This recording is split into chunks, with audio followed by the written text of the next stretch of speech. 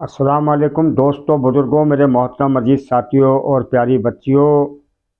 بسم اللہ الرحمن الرحیم۔ ایک صحابی تھے علقمہ رضی اللہ تعالیٰ عنہ۔ اللہ نے ان پر سکرات جاری کر دیا، یعنی موت کو جاری کر دیا۔ ان کا آخری وقت تھا اور کلمہ نہیں پڑھ پا رہے تھے۔ منہ ایسا ہو گیا بالکل بند، جو ہے جیسے تالا ڈال دیا ہو۔ ان کی بیگم نے پیغام بھیجا اللہ کے رسول کے پاس کہ اے اللہ کے رسول، علقمہ پہ موت جاری ہے اور کلمہ نہیں پڑھ پا رہا۔ تو اللہ کے رسول نے فرمایا کہ والدین حیات ہیں یا فوت ہو گئے؟ تو کسی نے کہا کہ والد تو فوت ہو گئے، ماں حیات ہے۔ آپ نے کہا کہ ناراض ہے یا راضی ہے؟ کہ علقمہ کی ماں علقمہ سے ناراض ہے اور الگ رہ رہی ہے۔ اللہ کے رسول نے فرمایا کہ علقمہ کی ماں کو بلایا جائے۔ ان کی ماں آئیں تو اللہ کے رسول نے پوچھا تجھے اپنے بیٹے علقمہ سے کیا شکایت ہے؟ انہوں نے کہا کہ اے اللہ کے رسول، مجھے اس کے دین کی کوئی شکایت نہیں ہے۔ یہ رات کا تہجد گزار ہے اور دن کا روزے دار ہے اور دین دار ہے، شبے دار ہے۔ مجھے اس کے دین کی کوئی شکایت نہیں، مگر میرا گستاخ ہے، جب بھی بات کرتا ہے کلیجہ چیر کے رکھ دیتا ہے۔ اللہ کے رسول نے کہا کہ معاف کر دے، کہ میں معاف نہیں کروں گی، اس نے میرا بہت دل دکھایا ہے۔ پھر اللہ کے رسول نے کہا کہ دیکھ، اگر تو معاف کر دے گی تو اس کی بخشش ہو جائے گی، ورنہ یہ بنا کلمے کے جا رہا ہے اور سیدھا جہنم میں جائے گا۔ والدہ نے کہا کہ نہیں اللہ کے رسول، اس نے میرا بہت دل دکھایا ہے، میں معاف نہیں کروں گی۔ پھر اللہ کے رسول نے اپنے غلام حضرت بلال کو حکم دیا، فرمایا کہ بلال لکڑیاں اکٹھی کرو اور علقمہ کو آگ لگا دو۔ اب ماں جو ہے بے چین ہو گئی کہ اے اللہ کے رسول، یہ آپ کیا کہہ رہے ہیں؟ آپ میرے بیٹے کو آگ لگائیں گے؟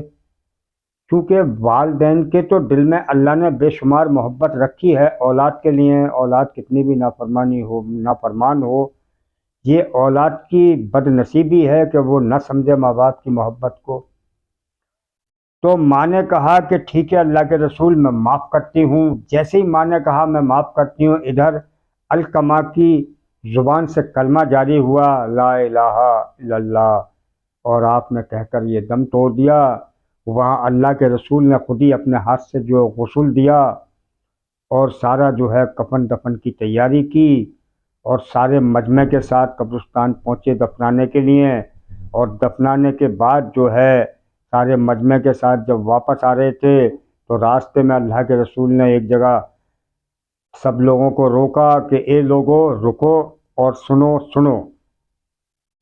جس نے ماں باپ کا دل دکھایا اس پہ اللہ کی نالت، جس نے ماں باپ کا دل دکھایا اس پہ فرشتوں کی نالت، جس نے ماں باپ کا دل دکھایا اس پہ زمین اور آسمان کی نالت، اور جس نے ماں باپ کا دل دکھایا اس کا روزہ قبول نہیں، اس کی نماز قبول نہیں، اس کا حج عمرہ قبول نہیں، اس کی خیرات زکوٰۃ قبول نہیں۔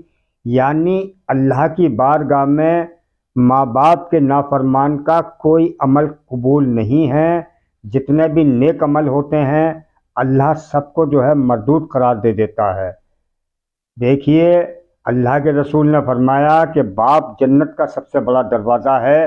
اگر باپ کی خدمت کرے گا بیٹا تو وہ دروازہ کھل جائے گا اس کے لیے جنت کا، اور باپ کا دل دکھائے گا تو وہ دروازہ ٹوٹ جائے گا اور جنت اس پہ حرام ہو جائے گی۔ اور ماں کے قدموں میں ساری کامیابیاں اللہ نے اٹھا کے ڈال دیں۔